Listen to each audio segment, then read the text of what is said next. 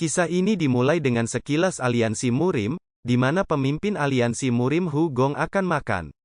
Namun, makanan mereka terganggu oleh ketukan di pintu. Setelah bertanya, ia mengetahui bahwa ahli strategi aliansi Murim Jegel Hie telah tiba dengan berita mendesak. Jegel Hie mengungkapkan dia memiliki dua berita, satu bagus dan satu buruk. Berita baiknya adalah tentang Raja Hutan Hijau yang telah berhasil memelihara sapi yang menghasilkan daging berkualitas terbaik, dan berita buruknya adalah bahwa orang suci pedang sedang dalam perjalanan ke aliansi Murim untuk berduel dengan Hu Gong. Setelah mendengar berita ini, Hu Gong membuat lelucon untuk Jegel Hie, mengatakan bahwa ia akan melarikan diri. Namun, rencananya berubah ketika dia menyadari bahwa orang suci pedang telah menjadi gila dan memulai pembantaian. Dia menyimpulkan bahwa Santo Pedang telah jatuh ke dalam pengalihan energi dan berangkat untuk menghentikannya. Sementara itu, Santo Pedang dalam kemarahan yang mematikan, membunuh orang kiri dan kanan, didorong oleh keinginan untuk memberi pelajaran pada babi Hu Gong dan menjadi yang terkuat di dunia. Santo Pedang membenci Hu Gong, karena dia bisa melakukan apapun yang dia inginkan, sementara orang suci pedang harus tetap rendah hati sepanjang waktu. Mabuk oleh kekuatannya yang baru ditemukan, lengan orang suci pedang tiba-tiba terputus oleh serangan yang tidak diketahui, dan ketika dia melihat ke atas, dia melihat Hu Gong berdiri di langit, mengakhiri serangannya. Namun, sebelum meninggal, Santo Pedang memperingatkan Hu Gong bahwa kejatuhannya sudah dekat. Hu Gong tidak membiarkan orang suci pedang berbicara lagi dan membunuhnya. Hu Gong menutup matanya dalam kesedihan untuk Santo Pedang, tetapi ketika dia membukanya lagi, dia merasa lelah dan mengantuk, tidak mengerti apa yang terjadi padanya. Ketika mencoba berjalan, dia menjadi terengah-engah setelah hanya beberapa langkah.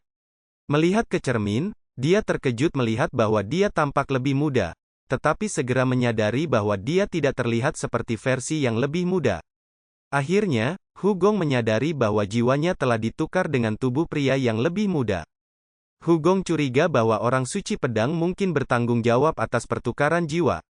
Tetapi dia menyadari bahwa sudah 6 bulan sejak dia membunuh orang suci pedang, membuatnya tidak mungkin bahwa dia adalah penyebab pertukaran jiwa. Hu Gong bertanya-tanya siapa yang mungkin mengatur ini dan mengapa. Setelah melihat luka pada tubuh baru, dia langsung bertanya-tanya siapa pemilik sebenarnya dari tubuh itu. Setelah mengamati lingkungan, ia menyimpulkan bahwa pemilik mayat itu milik keluarga kaya. Tiba-tiba, Hu Gong mendengar langkah kaki mendekati ruangan dan melihat seorang lelaki tua memasuki ruangan. Melihat lelaki tua itu, dia menyadari bahwa dia tidak lain adalah Beom Chon, patriark keluarga arsip surgawi besar.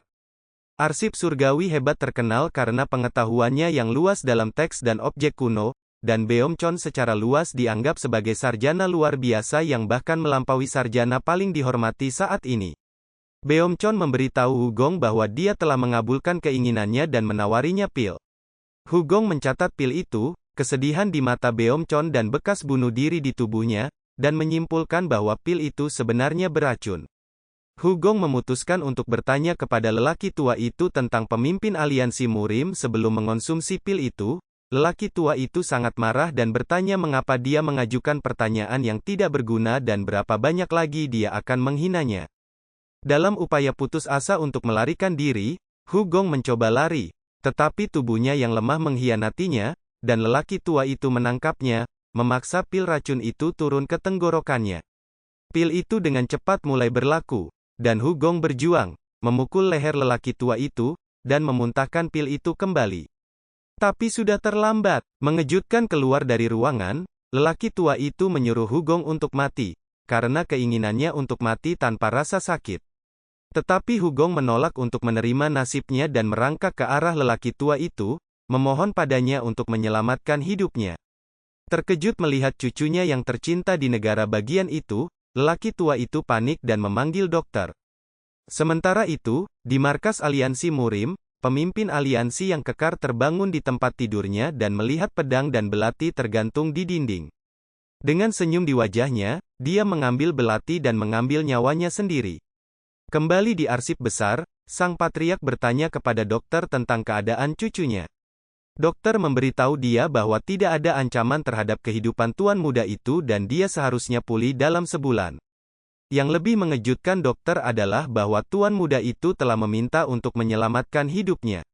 Lelaki tua itu membenarkan kecurigaan dokter, dengan menyatakan bahwa ia merasa cucunya bertindak berbeda. Ini membuat dokter berpikir bahwa racun itu bisa mempengaruhi otaknya. Namun, sang patriark ragu, karena Beom Hang bertindak berbeda bahkan sebelum mengonsumsi racun. Keesokan harinya, dua saudara laki-laki Beom Hang datang mengunjunginya. Satu mabuk, sementara yang lain berhati-hati. Ketika adik laki-laki memanggil tuan muda, kakak laki-lakinya, saudara lelaki yang mabuk itu sangat marah dan memberitahu yang lebih muda bahwa dia hanya memiliki satu kakak laki-laki dan bahwa lelaki yang berbaring di tempat tidur itu hanyalah seekor binatang buas. Setelah mereka pergi, hanya dua orang lagi yang datang mengunjunginya.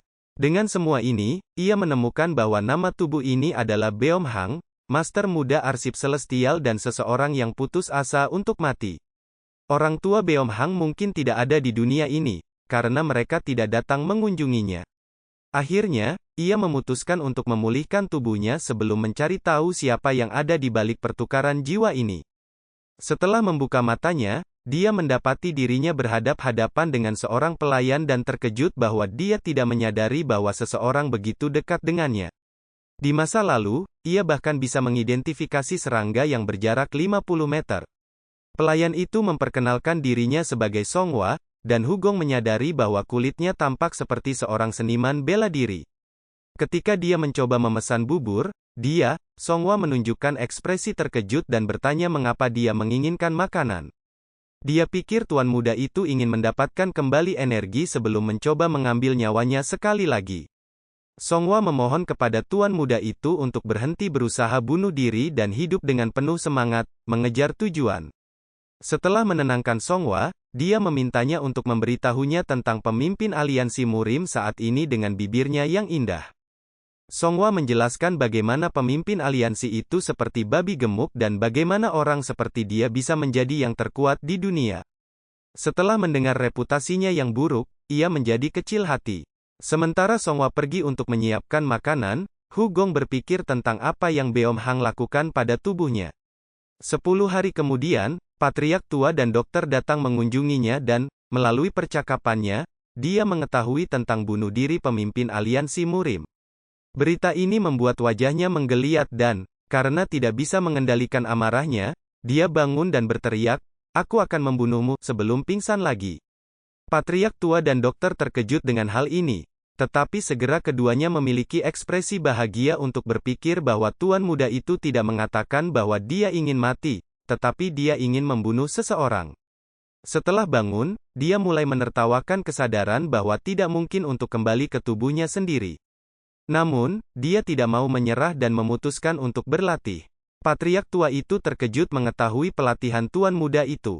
Penjaga itu melaporkan bahwa tuan muda itu melakukan push-up, squat dan postur kuda, bahkan mulai membuat celah dan kadang-kadang makan. Keduanya sampai pada kesimpulan bahwa situasinya sama dengan tahun lalu. Setahun yang lalu, Beom Hang tiba-tiba mengubah sikapnya dan mulai tersenyum dan makan di kali.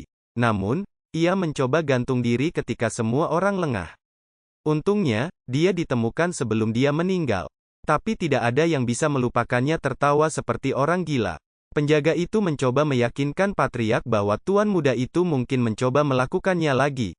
Tetapi patriark itu ingin percaya bahwa cucunya telah berubah menjadi lebih baik kali ini.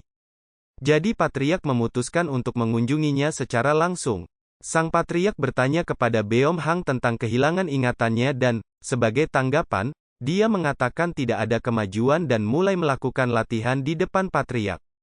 Tiba-tiba, dia memberitahu patriark bahwa dia tidak perlu khawatir tentang Beom Hang, karena dia sudah mati dan orang mati tidak bisa mati lagi. Sang patriark bertanya dengan terkejut, "Jadi, siapa kamu?" Dan dia menjawab, "Saya orang terkuat di dunia." Di sebuah penginapan di arsip surga, master muda ketiga Beom Bumong menyajikan alkohol kepada master muda kedua Beom Yun. Bumong mencoba meyakinkan Yun bahwa kakaknya mungkin telah berubah. Tapi Yun tidak percaya pada semua ini, dia yakin bahwa kematian Beom Hang adalah satu-satunya cara untuk mencapai perdamaian bagi semua orang. Bumong mencoba meyakinkan Yun sekali lagi, tetapi Yun menjadi marah dan mulai melemparkan barang-barang di sekitarnya. Pemilik penginapan itu mencoba mengalahkan Yun, tetapi dikalahkan dalam hitungan detik. Bumong memberitahu Yun bahwa dia hanya takut pada kakak lelakinya. Setelah mendengar ini, Yun menyatakan bahwa dia akan merobek topeng itu dari wajah Beom Hang. Di sisi lain, Beom Hang sedang berlatih dengan pelayannya Songhwa. Dia terkejut ketika dia berhasil melakukan 25 push-up, 20 sit-up, 20 squat dengan lompatan gelisah dan postur kuda 8 menit sambil melakukan handstand dengan bantuan Songhwa. Dia memperhatikan seseorang mendekati mereka, itu adalah saudara laki-lakinya yang kedua dan ketiga. Kakak keduanya, Yun, dengan sarkastik berkomentar bahwa dia menemukan seorang pria dan seorang wanita melakukan hal-hal intim di hutan. Songhwa memberitahu Hang bahwa itu adalah adik lelakinya, Yun, master tertua kedua dari arsip surgawi. Hang terkejut bahwa adik laki-lakinya dapat berbicara dengannya seperti seorang pemabuk yang tidak berpendidikan. Yun mulai mendidih dalam kemarahan ketika mendengar Hang memanggilnya mabuk dan berbicara dengan sarkastik tentang bagaimana Hang pasti berteman dengan mesin penuai sambil berusaha mati berkali-kali. Hang tersenyum tenang dan meminta Songhwa untuk membawakannya sepotong kayu. Hang yakin bahwa karena latihan yang intens, tubuhnya dapat menggunakan teknik dan gerakannya, dan mengalahkan anjing kampung adalah tugas yang mudah baginya. Songhwa memperingatkannya bahwa tuan kedua juga belajar seni bela diri, tetapi dia memintanya untuk minggir. Kemudian dia berteriak ke arah pohon-pohon di sisi kiri, mengatakan bahwa keempat pengawal yang tersembunyi harus tetap tinggal dan tidak ikut campur dalam pertarungan mereka. Songhwa melaporkan bahwa pengawal berada di sisi kanan. Yun mengejek aktingnya yang buruk dan memutuskan untuk menyerang terlebih dahulu. Hang mengangkat potongan kayu dan bersiap untuk menyerang. Sementara itu, Yun mengira dia bisa dengan mudah berbelok, tetapi Hang memukul bahu kirinya dengan sepotong kayu, menyebabkan dia terbang. Dia bertanya kepada Yun apakah dia sadar dan siap memanggilnya kakak laki-lakinya, tetapi Yun menjawab bahwa dia lebih baik mati daripada memperlakukannya seperti kakak laki-laki. Tanpa solusi lain, Hang mulai tanpa ampun mengalahkan Yun dengan sepotong kayu. Songhwa dan Bumong mencoba menghentikannya, tetapi Hang terus memukuli Yun. Yun bertanya-tanya bagaimana saudara lelakinya, yang tampak seperti mayat, memukulinya dengan keras dan bagaimana ia menjadi begitu kuat dalam waktu yang singkat. Meski begitu, Yun tegas bahwa Hang akan segera kembali ke perilaku bunuh dirinya, mengungkapkan warna aslinya. Kali ini, ia mencoba menyerang dengan maksud membunuhnya, tapi Hang menunjukkan senyum sarkastik dan menangkis serangan dengan gerakan gesit. Hang berkata sambil tersenyum bahwa jika Yun benar-benar tidak bisa kembali pada dirinya sendiri, dia harus menggunakan metode lain. Yun terkejut mendengar ini, tetapi sebelum dia punya waktu untuk bergerak, Hang memukul pangkal paha Yun dengan potongan kayu, memecahkan bagian pribadinya. Yun merangkak di lantai dengan kesakitan, tetapi tidak bisa mengatakan sepatah kata pun. Bumong berteriak kaget dan mencoba membantu Yun, tetapi Hang menghentikannya, mengatakan bahwa dia belum selesai. Dia mulai memukuli Yun lagi, memukulinya dari ujung kepala sampai ujung kaki. Songhwa mencoba menghentikannya, tetapi dia bertekad untuk membunuhnya. Yun akhirnya memahami situasi di mana dia berada dan memutuskan untuk memanggil Hang kakaknya. Dia mulai memohon pengampunan dan mengakui kesalahannya. Hang bertanya mengapa dia bertindak sangat tidak sopan, meskipun dia tahu siapa dia. Yun ingat mendengar dari kakeknya beberapa hari sebelumnya, mengatakan bahwa Hang bertingkah aneh dan bahwa dia adalah pria terkuat. Jadi Yun memutuskan untuk memanggilnya pria terkuat di dunia, berpikir dia akan selamat, tetapi tidak bisa lebih salah. Hang memintanya untuk berdiri merangkak dan memukulinya tanpa ampun di belakang. Yun kembali ke kamarnya dengan tubuh sakit. Dia tidak bisa tidak memikirkan bagaimana dia dulu mengagumi kakaknya dengan sangat hormat. Itu mengecewakan ketika keluarga mereka bubar karena dia. Yun masih berharap bahwa saudaranya akan kembali kepadanya, tetapi akhirnya menyerah harapan itu. Ketika tersesat dalam pikiran tentang masa lalu, Bumong memasuki kamarnya dengan mata berkaca-kaca. Dia berterima kasih kepada Yun karena berpura-pura dipukuli oleh kakaknya, yang bisa meningkatkan keberaniannya. Yun menyadari bahwa Bumong benar-benar salah memahami situasi. Kekuatan kakak laki-laki itu berada pada tingkat yang sama sekali berbeda, setelah melihat bagaimana Yun bahkan membiarkan dirinya terluka di pangkal pahanya. Adik laki-laki meninggalkan ruangan dengan rencana untuk membalas dendam pada hari berikutnya. Songhua memuji Hang atas keberaniannya selama pemukulan malam sebelumnya. Tetapi dia menyadari bahwa meskipun staminanya meningkat, jiwanya tidak selaras dengan tubuh barunya.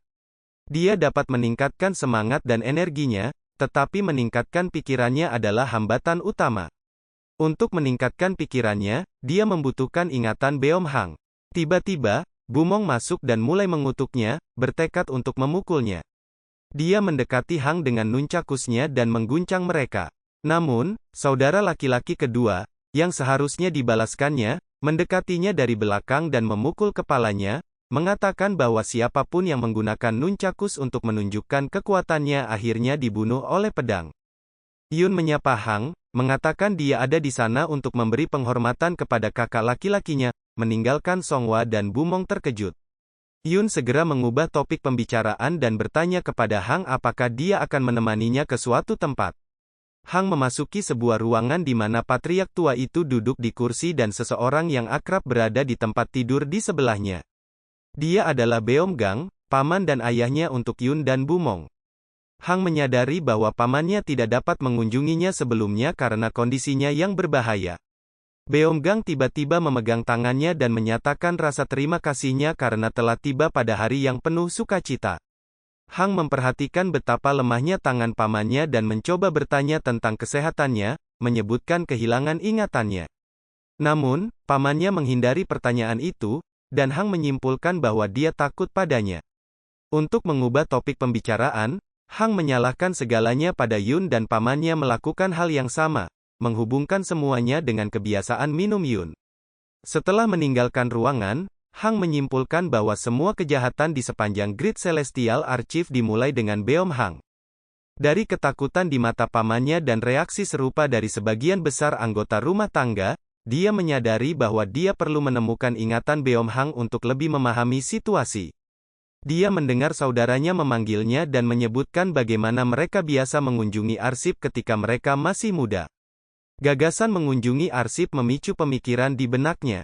Dia berterima kasih kepada Yun dan berlari ke arah arsip.